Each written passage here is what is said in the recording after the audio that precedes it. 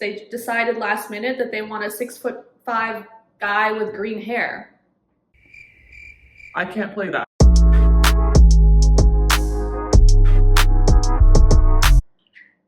Getting ready for an audition. Self-tapes. Woohoo! People will make decisions that will negatively impact your ability to work as an actor. Not because they have some kind of like personal vendetta against you or like some kind of like, their malicious intent of like taking you down personally. Like, no. It's simply because acting, like any other job or industry, is a business first and foremost. And sometimes when business decisions are made, you get the shit end of the stick. I was trying to find a better way of putting things, but it happens, right? And it's nothing personal, it's just business. Like it's so true for acting as well. And sometimes you might get cast in a role and then they decide, oh, we don't really need this character anymore. We're gonna cut this character out completely. Now, you don't have a job because they cut the character that you were cast to play, or they change the requirements of the role, or they change like the vision of the project, or the story that they want to tell. They make certain changes and you no longer fit within those changes.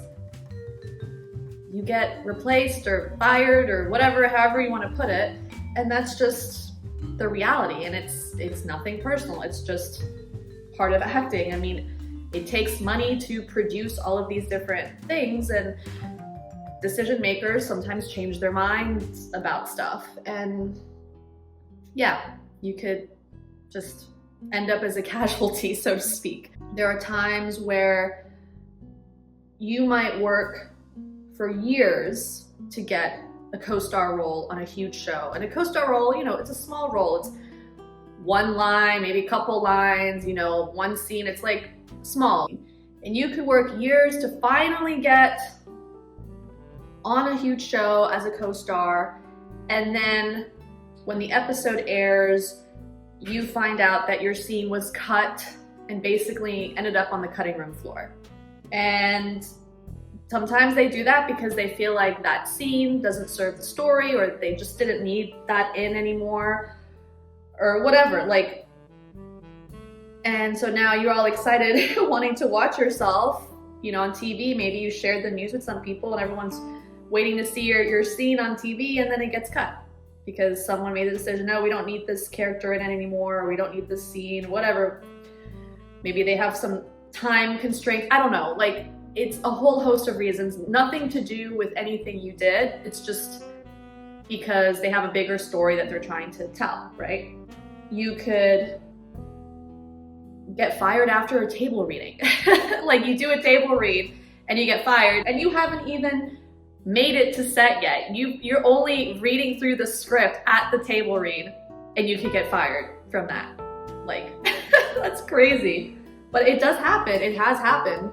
I don't think it's super common. I'm not sure, but it's definitely happened.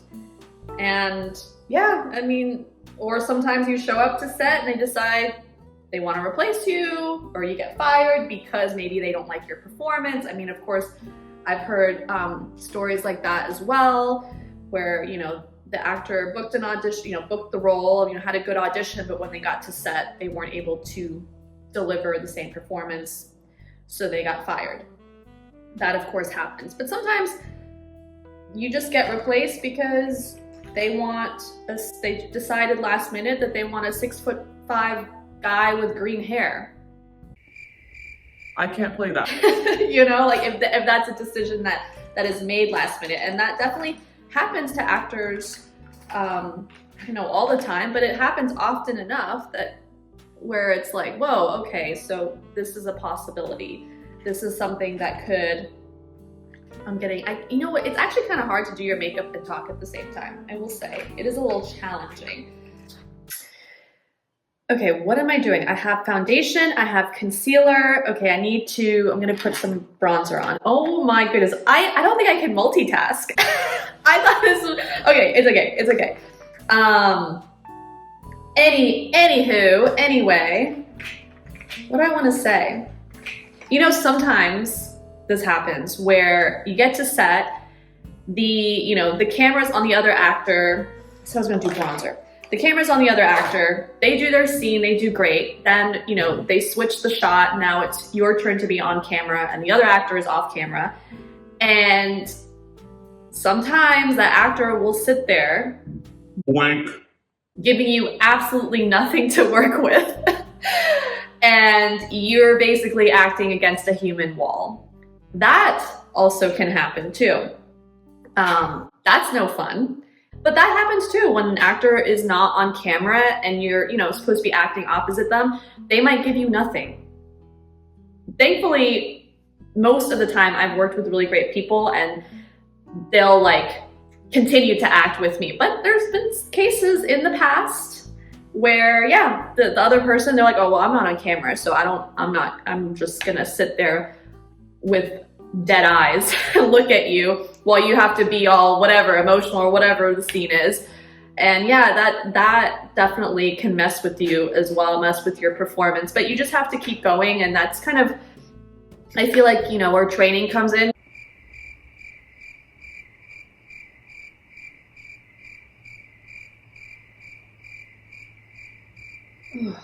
Yeah, I mean, it is a tough pill to swallow sometimes when things don't go your way and it's completely outside of your control. And you just have to have a good cry about it and then move on, right? And I think people are aware that acting is cutthroat, like a lot of other jobs as well. There are jobs in this world that are more cutthroat than others, and I think a lot of entertainment jobs are like that because it's usually highly saturated, overly competitive in the sense that there are so many, for my example, actors or singers, dancers, whatever it is. And so it's like everything is heightened, and sometimes it feels, well, the setup really is like winner takes all. Like you have one role and one actor can play that role and that's it. My gosh, my nose is dripping. It's so annoying. Anyway, I feel like I'm gonna just finish the rest of my makeup here. And and if I have anything more to say, I will say it.